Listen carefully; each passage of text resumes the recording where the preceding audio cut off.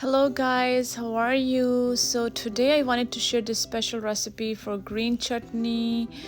So let me show you what ingredients we're gonna need for them. So we're gonna need lemon juice, fresh coriander or cilantro, and plus fresh mint, and I will go one by one with you with all the ingredients. What else do we need?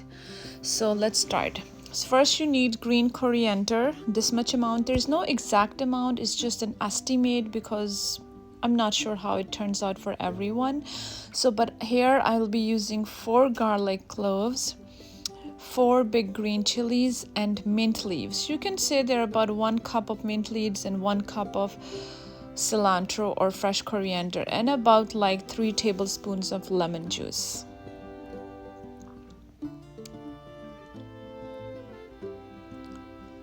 So the recipe is quite simple. You can just put all the ingredients in one blender, in your Ninja blender or whatever blender you guys have. So it will blend everything in together. But the thing is, you don't want to put yogurt in the blender. You just want to mix the chutney ingredients, like the green ones, and you're going to mix it in the yogurt later. So I will be putting everything in the blender. Garlic and green chilies. So remember one step, if you're using green chilies, they can be very spicy. So if you're using less green chilies, you can always add red pepper instead too. But green chilies just taste good for green chutney or green sauce.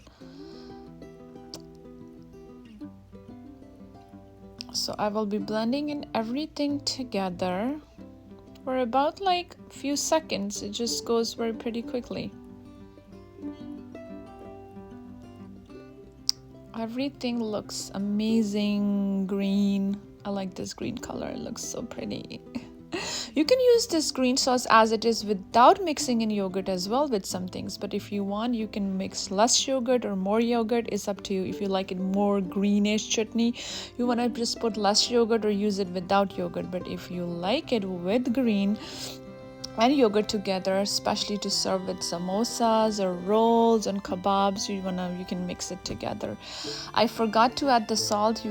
I'm doing it right now. So you're gonna add the salt as much as you need to, and just mix everything together and serve it with anything you like. You can also make this green chutney mixture without the yogurt and freeze it, and you can take it as much as you want to for later on.